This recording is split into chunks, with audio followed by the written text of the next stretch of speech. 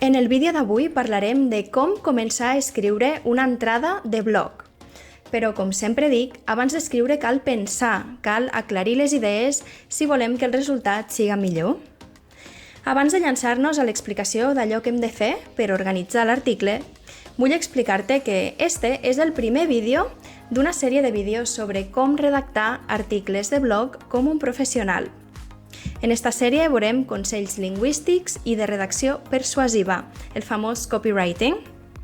Veurem com redactar un article pas a pas, des que decidim el tema i les paraules clau fins que optimitzem el text per a SEO abans de publicar-lo. Així que et convido a subscriure't al canal i activar la campaneta per no perdre't la resta de vídeos.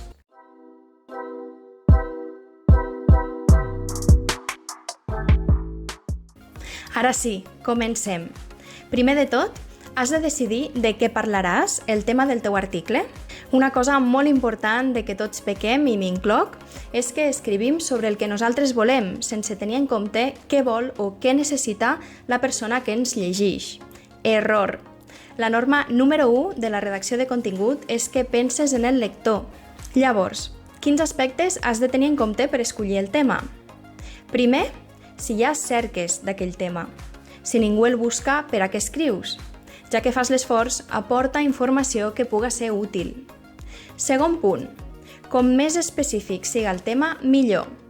És a dir, en lloc d'escriure sobre exercicis de ioga, que és una paraula clau molt genèrica, escriu sobre exercicis de ioga per a embarassades.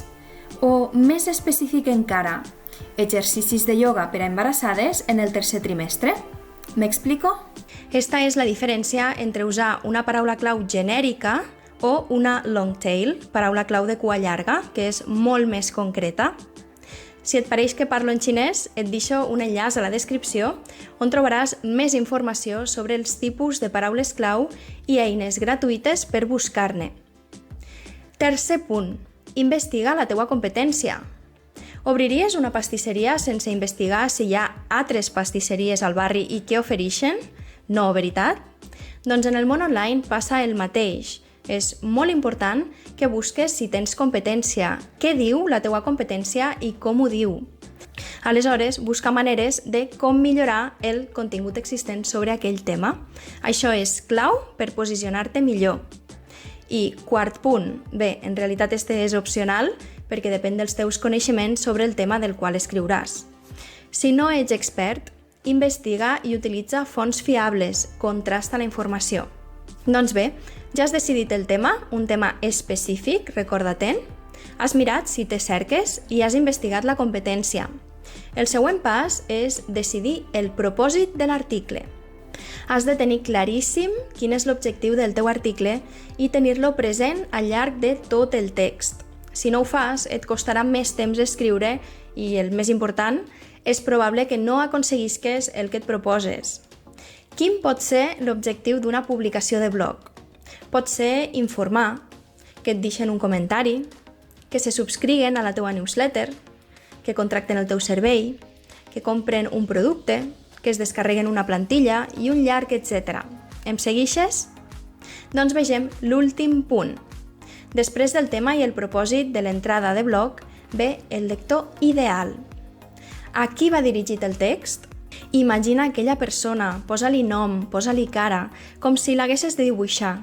És un home? Una dona? Quina edat té? Com vesteix? És expert en la matèria? Quin problema necessita resoldre? Elabora una descripció d'este lector ideal i tingues-la present en tot moment mentre escrigues, com una imatge mental. El resultat serà molt millor, ja ho veuràs.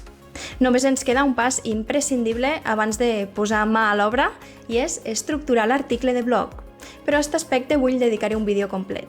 Així que si encara no estàs subscrit al canal, fes-ho ara perquè ho veurem en el següent episodi d'esta minissèrie sobre com escriure un article de blog pas a pas. T'hi espero!